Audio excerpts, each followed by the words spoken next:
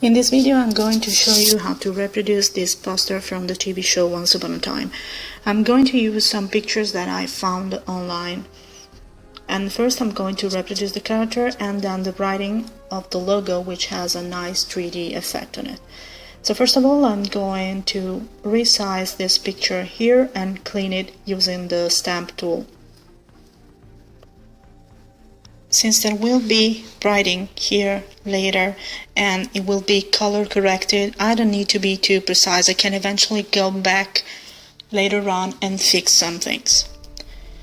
Then I'm going to use this picture of a face, select the yellow part, create a mask, and then invert it. Then I'm going to select the lower lip and delete it because it doesn't look much like the original image. And I'm going to copy the upper lip on another layer. Again, delete the part that I don't need. Then I'm going to right click, select free transform, and then warp, so I can take all the corners and adjust my image the way I want it. Now that I've got my image, I'm adding the jacket too, resizing an image that I found online, using the transparency so that I can resize it.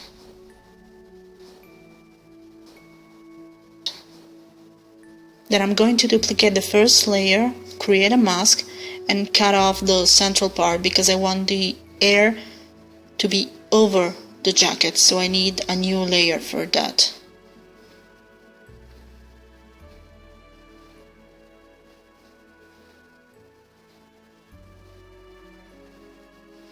Now I'm going to add a level layer over the jacket so I can bring out the blacks and the whites.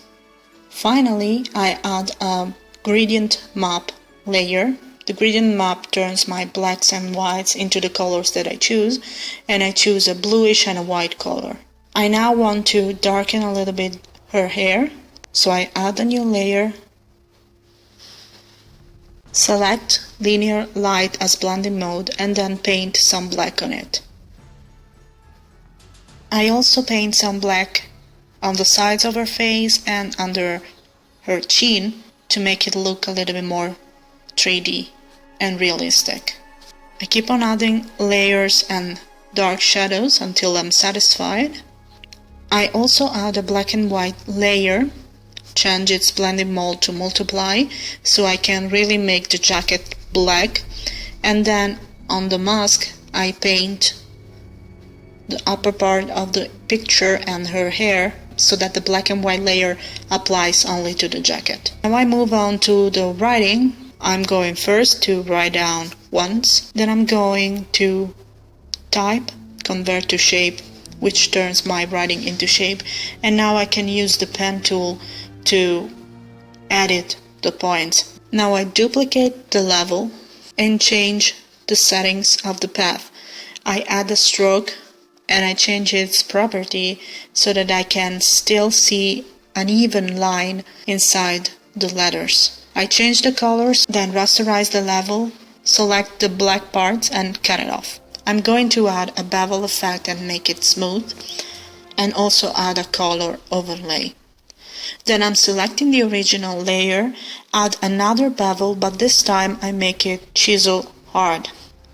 I play a little bit with the settings and with the transparency so that it looks a little bit more like the original. I add a shadow and then a spotlight.